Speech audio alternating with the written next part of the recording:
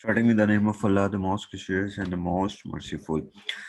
Last video के अंदर हमने देखा था आईसीएमपी मैसेज की ज़रूरत क्यों है, आईसीएमपी वी की आईसीएमपी मैसेज की, सॉरी है मैंने वी कह दिया, आईसीएमपी मैसेज की जो है वो ज़रूरत क्यों है। अब हम देखेंगे कि आईसीएमपी मैसेज मेनली कितनी कैटेगरीज में डिवाइड होता है, हर एक कैटेगरी क्या क्या काम करती है, उसके फंक्शन क्या हैं और उनका मैसेज फॉर्मेट क्या है, और फिर उस फॉर्मेट के अंदर डाटा फील्ड्स क्या होती हैं और उन डाटा फील्ड्स के अंदर क्या-क्या डाटा जो आता है। सो ये हम इस वीडियो के अंदर जो है वो देखेंगे। सो ये वीडियो थोड़ी-सी जो है वो लेंथी होगी क्योंकि मैं इस वीडियो के अंदर एटलीस्ट एक कैटेगरी को कवर करने की जो है वो कोशिश करूँगा। तो आईसीएमपी मैसेज जो है वो 2 कैटेगरीज़ के अंदर डिवाइड होता है, एरर रिपोर्टिंग मैसेज और क्वेरी मैसेज के अंदर। जो एरर रिपोर्टिंग मैसेजेस होते हैं वो क्या करते हैं, वो प्रॉब्लम रिपोर्ट करते हैं। जैसे प्रॉब्लम क्या है? जैसे प्रॉब्लम ये हो सकती है कि डेस्टिनेशन जो है वो अनरीचेबल है।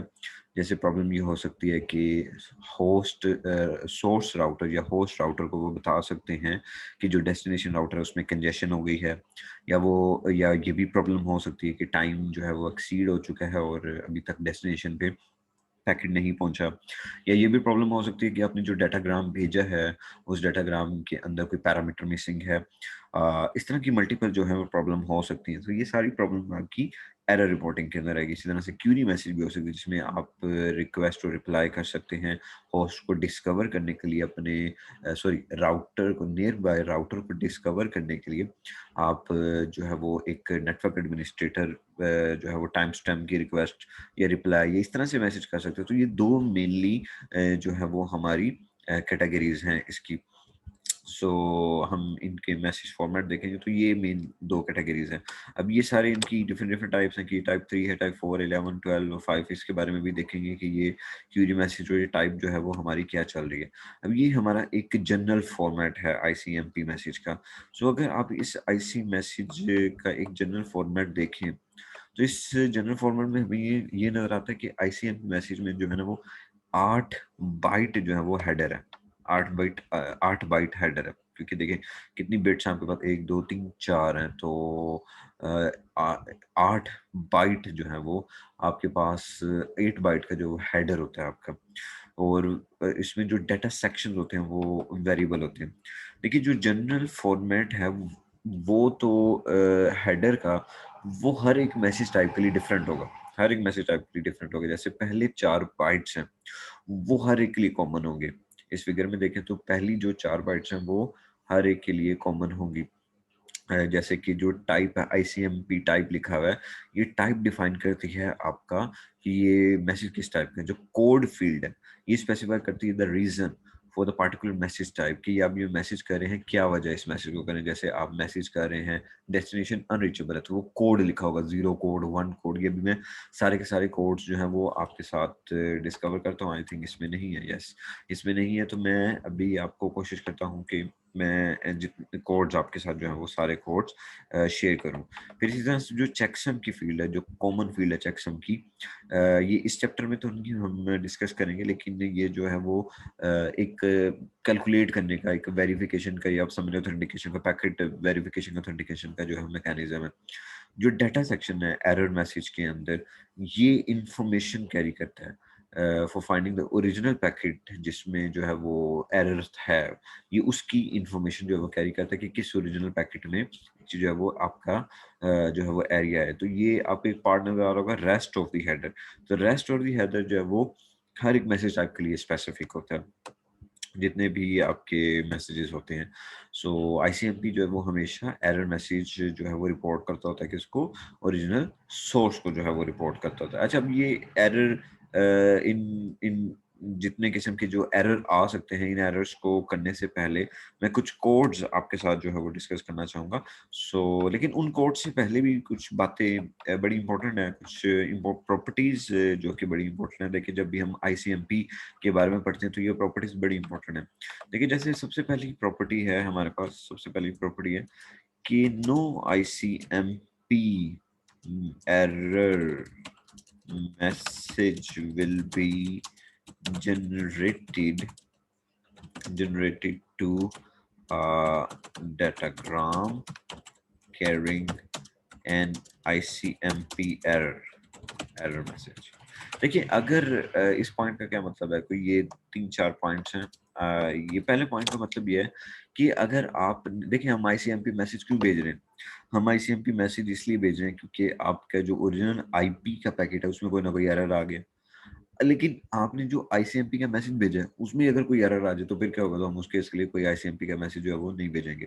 ठीक है जी। फिर उसके बाद दूसरी बात आपने ये बात याद रखनी है कि आईसीएमपी मैसेज तब भी जनरेट नहीं होगा जिसके अंदर फ्रेगमेंटेड डाटाग्राम, अगर उसकी पहली डाटाग्राम के अलावा कोई भी, हमने IPv4 में ये देखेंगे, अगर नहीं देखी तो हम इसमें देखेंगे कि IPv4 का प्रॉपर एक फॉर्मेट होता है, तो उस फॉर्मेट में फ्रैगमेंट्स बने थे सेगमेंट, तो उन उनके डिफरेंट पार्ट्स होते हैं फ्रैगमेंट के। तो अगर आपका पहला फ्रैगमेंट नहीं आया आपके आईसी पहला फ्रैगमेंट नहीं आया आपके IPv4 के मैसेज के अंदर, तो उसके अलावा बाकी अगर कोई भी फ्रैगमेंट नहीं आएगा, आप आईसीएमपी मैसेज नहीं भेजेंगे। अगर पहला फ्रैगमेंट नहीं आया तो फिर आप आईसीएमपी जो है वो मैसेज भेजेंगे। तो ये फर्स्ट फ्रैगमेंट के लिए आपने जो है वो बात याद रखनी है। तीसरी बात आपने याद रखनी है, आई एम सॉरी, तीसरी बात जो जो हमने याद रखनी है कि जब भी डाटाग्राम में जो भी आईपी डाटाग्राम आ रहा है, अगर उसमें मल्टीकास्ट एड्रेस होगा तब भी जो है वो ये जनरेट नहीं होगा।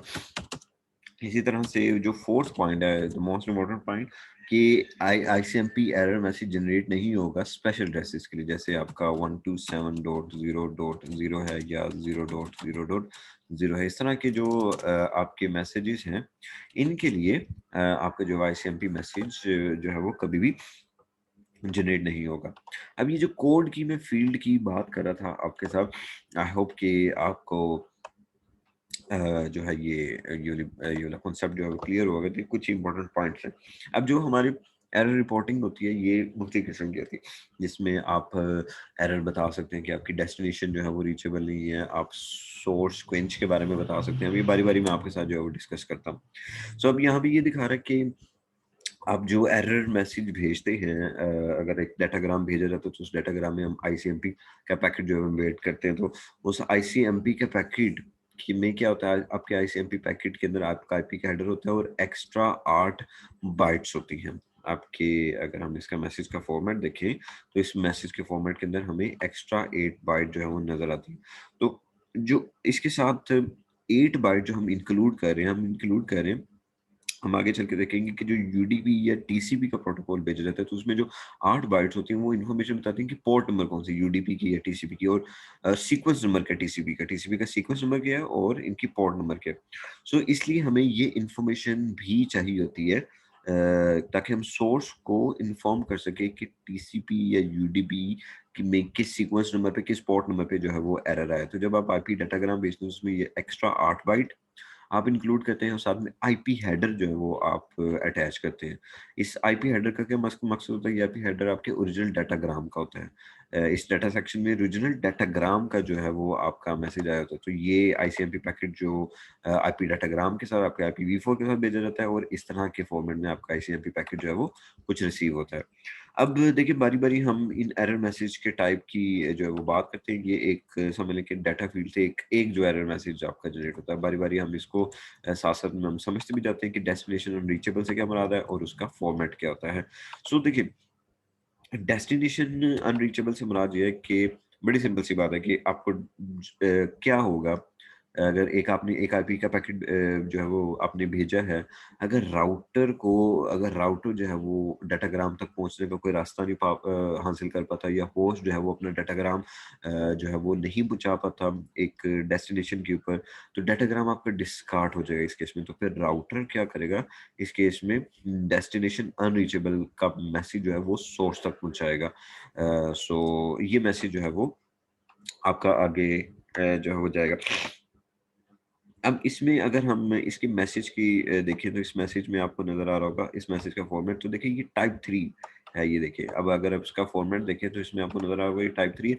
अब जो कोड है, ये कोड आपका 0 to 15 के दरमियान में कोई भी कोड हो सकता है। मुख्तलिफ किस्म के कोड होते हैं, जैसे देखिए जैसे ज़ीरो कोड है, जैसे आपका ज़ीरो कोड है, ज़ीरो कोड आपका इस्तेमाल किया जाता है नेटवर्क अनरीचेबल के लिए, अगर नेटवर्क अनरीचेबल है। ठीक है जी। और इसी तरह से जो कोड 1 है ये आपका इस्तेमाल किया जाता है, प्रोटोकॉल नहीं मिल रहा आपको, प्रोटोकॉल प्रोटोकॉल इज अनरीचेबल। देखो प्रोटोकॉल अनरीचेबल क्या होने से मुराद है कि डेस्टिनेशन होस्ट एक डाटाग्राम रिसीव करता है जो कि उसने आगे डिलीवर करना है किसी और प्रोटोकॉल को, ओएसपीएफ को देना है, टीसीपी को देना है, यूडीपी को देना है। जैसे एक पैकेट ने आगे टीसीपी प्रोटोकॉल को देना, लेकिन टीसीपी प्रोटोकॉल अभी उस मोमेंट पे चल नहीं रहा, तो फिर इस केस में भी आपका डेस्टिनेशन रीचेबल का पैकेट ही आएगा, लेकिन उसमें लिखा होगा कि इस टाइम जो है वो डेस्टिनेशन से मुराद आपकी क्या है, प्रोटोकॉल की है। सो ये कोड 2 है, सॉरी जो है वो ये 1 जो है, 1 आपका होस्ट अनरीचेबल का है, और जो 2 है ये आपका प्रोटोकॉल अनरीचेबल, सॉरी मैंने जो है वो उल्टा बता दिया। सो 2 जो है वो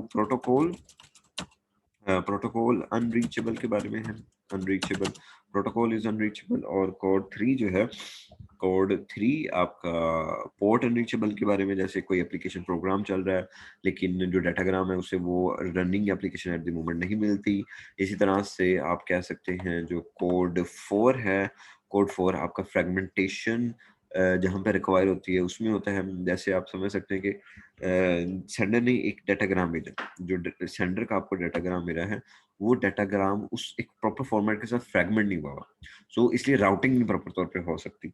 यानी कि आपके मैसेज जो है उसके फ्रेगमेंट्स बने हुए हैं, तो राउटिंग के लिए आपके जो फ्रेगमेंट्स हैं प्रॉपर नहीं है, तो तब कोड 4 का मैसेज आएगा। इसी तरह कोड 5 होगा सोर्स, जो है वो सोर्स राउटिंग जो है वो कंप्लीट नहीं हो सकती, तब ये मैसेज कोड 5 का आता है। कोड 6 का आपका आता है जब डेस्टिनेशन नेटवर्क अननोन हो। कोड 7 आपके पास आती है जब डेस्टिनेशन होस्ट ही अननोन हो। कोड 8 आती है जब सोर्स होस्ट जो है वो आइसोलेट हुआ पड़ा हो। कोड 9 आती है जब कम्युनिकेशन डेस्टिनेशन नेटवर्क के दरमियान एडमिनिस्ट्रेटिवली प्रोहिबिटेड हो।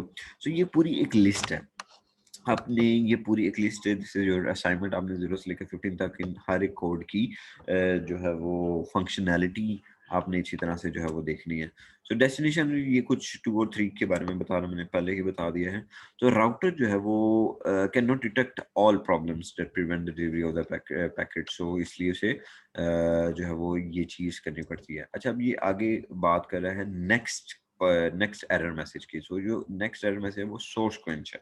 तो सोर्स क्वेंच के अंदर हमारे पास क्या होता है, देखिए राउटर जो है ना, राउटर बाज़-औक़ात आपके पास इस तरह से भी कुछ प्रॉब्लम्स आ सकती हैं सोर्स क्वेंच के अंदर, कि जो आईपी प्रोटोकॉल है वो तो हमें पता है कि आईपी प्रोटोकॉल हमारा एक कनेक्शन लेस प्रोटोकॉल है। हमारा जो एक सोर्स क्वेंच फॉर्मेट की बात कर रहा हूँ, फ्लो कंट्रोल कंजेशन मैकेनिज्म की तरफ जाने लगा हूँ। सोर्स क्वेंच फॉर्मेट है ये, तो सोर्स क्वेंच होता क्या है? सो जो हमारा आईपी प्रोटोकॉल है, ये क्या है? आईपी प्रोटोकॉल हमारा एक कनेक्शन लेस प्रोटोकॉल होता है। कोई कम्युनिकेशन नहीं होती सोर्स और होस्ट के दरमियान में कि किसने डाटाग्राम प्रोड्यूस किया, कौन सा राउटर था जिसने फॉरवर्ड किया, और डेस्टिनेशन होस्ट कौन है जो इसे प्रोसेस कर रहा है। तो इस किस्म की कम्युनिकेशन के अंदर जो है ना वो फ्लो कंट्रोल या कंजेशन कंट्रोल का बड़ा मसला आ जाता है। तो इस बात से बचने के लिए, कंजेशन से बचने के लिए हमें क्या करना पड़ता है? हमें एक सोर्स क्वेंच का मैसेज जो है वो जनरेट करना पड़ता है। ये मैसेज को ऐड करने का बेसिक मकसद क्या है? To add a kind of a flow control और कंजेशन कंट्रोल। कंजेशन कंट्रोल से मुराद ये है कि जैसे देखिए एक राउटर है, एक राउटर नियर बाय राउटर को पैकेट भेजी जा रहा है, भेजी जा रहा है, भेजी जा रहा है, लेकिन वहाँ पे उसकी जो बफर मेमोरी है वो ऑलरेडी ओवरलोड हो चुकी है, और वहाँ पे बिल्कुल भी स्पेस नहीं है या मेमोरी नहीं है, आप इस तरह से कुछ कह सकते हो। वो डाटाग्राम को क्या करना शुरू कर देगा? डिस्कार्ड करना शुरू कर देगा कंजेशन की वजह से। सो इसमें क्या होगा? एक सोर्स क्वेंच मैसेज आएगा सेंडर को, डाटाग्राम के सेंडर को, जिसके 2 मकसद होंगे। पहला होगा वो ये बताएगा कि जो डाटाग्राम है वो आपका डिस्कार्ड हो चुका है। दूसरा उसका मकसद होगा वो ये बताएगा कि जो सोर्स है अब उसमें कंजेशन हो चुकी है, आपके दरमियान में कहीं पे कंजेशन हो चुकी है, इसलिए अपनी प्रोसेसिंग को ज़रा आप क्या कर दें? स्लो कर दें। अपनी प्रोसेसिंग को आप ज़रा स्लो कर दें। सो सोर्स क्वेंच मैसेज इन्फॉर्म करता है कि डाटाग्राम जो डिस्कार्ड हो गया कंजेशन की वजह से, और सोर्स को क्या करना है? स्लो डाउन करनी है सेंडिंग अपने डाटाग्राम की। अब देखिए, एक सोर्स क्वेंच मैसेज भेजा जाता है, ये दूसरा मकसद जो होता है सोर्स क्वेंच का, एक तो मकसद ये हो गया ना कि कंजेशन होगी, दूसरा मकसद ये भी हो सकता है for each datagram that is discarded due to the congestion. तो दूसरा मकसद हम ये भी कह सकते हैं कि ये जो सोर्स क्वेंच है ये इसलिए भी पैकेट आपका भेजा जा सकता है कि अगर जो है वो डाटाग्राम जो भी जा रहा है वो कंजेशन की वजह से डिस्कार्ड हो जाए। तो ये 2 मकसद हम कह सकते हैं कि इस वजह से हो रहा है। सो उसके बाद जो थर्ड पैकेट था, हमारा थर्ड टाइप थी, वो थी हमारे पास टाइम एक्सीडेड की। सो टाइम एक्सीडेड में हमारे पास क्या होता है, सो टाइम एक्सीडेड में भी दो बातें आती हैं। देखिए ये इसका फॉर्मेट है, टाइप 11 है, कोड 01 दो इस्तेमाल करते हैं, तो दो कोड इस्तेमाल कर रहे हैं तो इसका मतलब है दो चीजें होंगी इसमें। पहला कोड 1 इस्तेमाल किया जाता है, is only used by the destination host to show that not all the fragments have arrived with the same time. So दो केसेस के अंदर आप ना मैसेज टाइम एक्सीडेड का दे सकते हो। पहला केस आपका ये हो सकता है जब आपने टाइम टू लिव जो फील्ड है IPv4 की वो 0 होगी, तब टाइम एक्सीडेड का मैसेज जो है वो सोर्स को चला जाए या होस्ट को चला जाए। ये दूसरा केस ये हो सकता है, कोड 1 हो सकता है जब डेस्टिनेशन होस्ट के पास फ्रेगमेंट प्रॉपर तौर पे नहीं है। यानी कि आप इसको ऐसे समझ सकते हैं कि एक सोर्स है और ये डेस्टिनेशन है और यहाँ पे ये पैकेट्स भेजा फ्रैगमेंट्स की शक्ल में, तो उसने चार फ्रैगमेंट भेजे, दो तीन, अब तीन इसके पास आ गए लेकिन चौथा नहीं आ सका। जैसे ही पहला फ्रैगमेंट आना शुरू होगा ना, तो ये जो डेस्टिनेशन है ये एक टाइमर लगा देगा। अगर उस टाइमर में चार के चार आपके पैकेट्स मिल गए तो इसका मतलब है ठीक है, अगर नहीं मिले तो ये फिर जो है वो टाइम एक्सीडेड का मैसेज भेज देगा। तो ये आपको यूज किया जाता है कोड 1 इस्तेमाल किया जाता है। मैं आपको दिखाता हूँ कि यहाँ पे आपने देखा होगा इसके फॉर्मेट में कोड 0 है, कोड 1, तो हम ये कोड 1 इसके लिए इस्तेमाल करते हैं। कोड 0 हम तब इस्तेमाल करते हैं जब आपकी TTL वैल्यू जो है वो क्या हो जाए, 0 हो जाए। सो TTL वैल्यू 0 होने का मतलब ये है कि आप समझे कि यहाँ से यहाँ आने के लिए आपको ये तीन जगह से दो जगह से गुजरना था, उसमें दो हूप आने थे, तीसरे पे जाना था, तो आप TTL वैल्यू इसके लिहाज से सेट कर दो, TTL वैल्यू 3 सेट कर देते हो। तो ये जैसे जैसे जिस राउटर पे जाता जाएगा अपनी वैल्यू को डिक्रीमेंट करता जाएगा। लेकिन लेट्स से कि पैकेट यहाँ पे पहुंचा और यहाँ पे कोई प्रॉब्लम आ गया, अब आगे जाने के बजाय वो वापस यहाँ पे लूप खा के यहाँ पर आ गया, तो लेकिन वो अपनी TTL वैल्यू को तो एक डिक्रीमेंट कर देगा ना। यानी कि बिल्कुल ऐसे ही जैसे मैं कहता हूँ कि बेटा आप आप जैसे जैसे स्टेयर्स चढ़ते जाएं, आपने वैसे वैसे काउंटिंग डिक्रीमेंट करनी। टोटल 10 स्टेयर्स हैं, जब आप पहली स्टेयर्स चढ़े तो आप काउंट करें 10, जब दूसरी स्टेयर चढ़े तो आप काउंट करें 9। तो अगर आप चौथी स्टेयर पे जाके ही आपको कोई प्रॉब्लम आ जाती है और आप एक स्टेयर नीचे आ जाते हैं, तो आप फिर भी काउंट कर लेते हैं 5 4, मतलब डिक्रीमेंट कर देते हैं। तो एक टाइम आता है कि आप ऊपर चढ़ नहीं रहे लेकिन आप डाउन काउंटिंग करते जा रहे हैं, तो इस वजह से आपका जो पैकेट है वो टाइम पे नहीं पहुंच पाएगा डेस्टिनेशन में। तो इस केस में फिर आपका क्या जो है वो जनरेट होगा, टाइम एक्सीडेड मैसेज जो जनरेट होगा। इसी तरह पैरामीटर प्रॉब्लम है जो कि एक राउटर या डेस्टिनेशन की वजह से भी क्रिएट हो सकती है, इसका फॉर्मेट है। अब इसमें भी हम जो है वो पॉइंटर्स और इस तरह से क्रिएट करते हैं, यूज करते हैं। देखिए हमारे पास ये क्या होता है पैरामीटर प्रॉब्लम, देखिए एक एम्बिग्विटी होती है बाजूकात आपके डाटाग्राम के अंदर, तो वो आपके डाटाग्राम के अंदर जो IPv4 का डाटाग्राम है उसके अंदर बाजूकात एक एम्बिग्विटी आ जाती है जिसकी वजह से काफी ज्यादा मसले मसाइल आ सकते हैं। जैसे क्या एम्बिग्विटी आ सकती है, जो राउटर है या डेस्टिनेशन होस्ट है वो डिस्कवर करता है कि इसके अंदर इस डाटाग्राम के अंदर कोई फील्ड है वो मिसिंग है, या वो पैकेट को डिस्कार्ड कर देता है, वो कैटेगरी इसके अंदर जो है ना फलाने फलाने फील्ड है वो मिसिंग है, मुझे पता नहीं लग रही। तो इस केस में फिर आपका जो मैसेज होगा वो पैरामीटर प्रॉब्लम का मैसेज डिस्कार्ड होगा। अब इसमें भी दो कोड होते हैं, कोड 0 कोड 1। कोड 0 आपका एरर या एम्बिग्विटी तब आती है जब जब आपकी हेडर फील्ड के अंदर कोई ना कोई प्रॉब्लम होता है। तो इस केस को हेडर फील्ड के अंदर प्रॉब्लम को इंडिकेट करने के लिए वो क्या करता है, वो एक पॉइंटर वैल्यू इस्तेमाल करता है। आपको यहाँ पे पॉइंटर नजर आ रहा होगा, सो वो एक पॉइंटर जो है वो इस्तेमाल करता है। जैसे कोड 1 इस्तेमाल किया जाता है जब आपके रिक्वायर्ड पार्ट में कोई वैल्यू या कुछ भी मिसिंग हो, तो इस केस के लिए हम जो है वो हेडर पॉइंटर जो है वो नहीं यूज करते होते। सो ये दो प्रॉब्लम होती हैं। तीसरी प्रॉब्लम होती है हमारी रीडायरेक्शन की। ये रीडायरेक्शन मैसेज फॉर्मेट है, मैं इसको आपके साथ डिस्कस भी करता हूँ कि रीडायरेक्शन होती क्या है। सो रीडायरेक्शन क्या होती है बेटा, रीडायरेक्शन ये होती है कि मिसाल के तौर पर ये ए है, ये ए सिस्टम बी सिस्टम को मैसेज भेजना चाहता है। सो ए सिस्टम इस स्विच पे मैसेज भेजने के बजाय, इस राउटर से जाने के बजाय वो ए R1 राउटर पे अपना मैसेज भेज देता है। अब राउटर 1 ये देखता है कि यार अगर इसे बी तक जाना है तो शॉर्टेस्ट पाथ होगा इसका R2, और R2 से ये वहां पर जाएगा। तो राउटर 2 क्या करेगा, राउटर 2 ए होस्ट पे क्या करेगा, एक RM का यानी कि रीडायरेक्शन मैसेज भेज देगा कि मैंने क्या किया है, मैंने बी डेस्टिनेशन में जाने के लिए मैं इस रास्ते से जो है वो जा रहा हूँ। तो ए सिस्टम के साथ जो भी स्विच है, जो भी राउटर कनेक्टेड होगा, वो क्या करेगा, अपनी एंट्रीज को अपडेट कर देगा। तो ये रीडायरेक्शन का जो है वो कंसेप्ट है कि आप रीडायरेक्शन का मैसेज तब भेजते हैं जब आपको ये डिस्कवर हो आपके नियर बाय राउटर को कि मैं जो है वो अपना पैकेट का जो पाथ है वो ये वाला रख रहा हूँ, मैं यहाँ से यहाँ पे गुजर रहा हूँ। तो ये कुछ जो है वो कुछ फॉर्मेट है इसका, टाइप 4 है, और इसके भी तीन कोड जो हैं वो इस्तेमाल किए जाते हैं। वो बेसिकली हर कोड का मतलब होता है रीडायरेक्शन मैसेज में भी हर में, जैसे कोड इस केस में रीडायरेक्शन मैसेज का जो कोड 0 है, ये नेटवर्क स्पेसिफिक रूट को स्पेसिफाई करने के लिए इस्तेमाल किया जाता है। होस्ट स्पेसिफिक रूट को भी स्पेसिफाई कर सकता है, या फिर नेटवर्क स्पेसिफिक रूट जो कि स्पेशल टाइप ऑफ कोई सर्विस भी हो सकती है, उसको भी स्पेसिफाई कर सकता है। कोड 2 की बात करूँ, कोड 3 जो है वो host specific route based on a specific type of service, इस तरह के भी रूट को जो है वो क्या कर सकते स्पेसिफाई कर सकता है। सो योर असाइनमेंट इज के आप इन सारे का एक 1 पेज लाइनर नोट बनाएं और ये देखें कि हर एक मैसेज का फॉर्मेट क्या है और उसमें कोड्स लिखे हुए डिफरेंट डिफरेंट कोड्स के क्या क्या यूजेस हैं। सो आई होप कि आपको ये एक मेन ब्रीफ सी जो इसके कोड्स हैं वो आपको समझ आए होंगे। So thank you so much.